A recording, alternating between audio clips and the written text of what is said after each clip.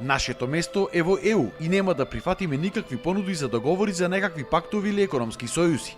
За нас е прифатливо единствено полноправно членство во ЕУ. Цел свет зборува за нас и за тоа што го направивме.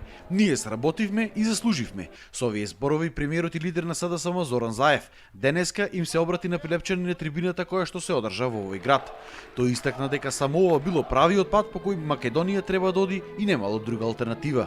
Навистина не е фер кон нас. Затоа што ни ветија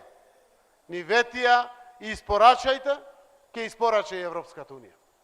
Дискутираа до 2,5 саат са бајле за нас. И за жал се случи неправда.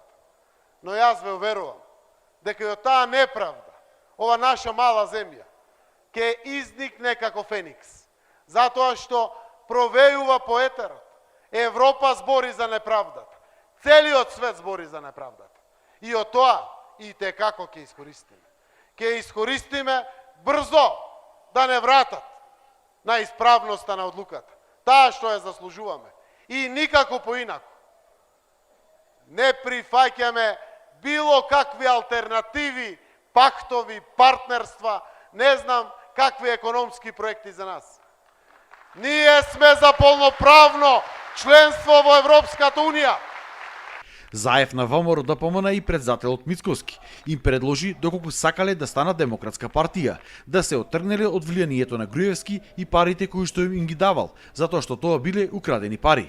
Заев побара од опозицијата да застане за интересите на државата, а не за личните или теснопартиските интереси. Кај им се лагите со опашки албански во Прилеп ке се учела. Како не им е срам сега да дојдат после 6 месеци, законот донесен.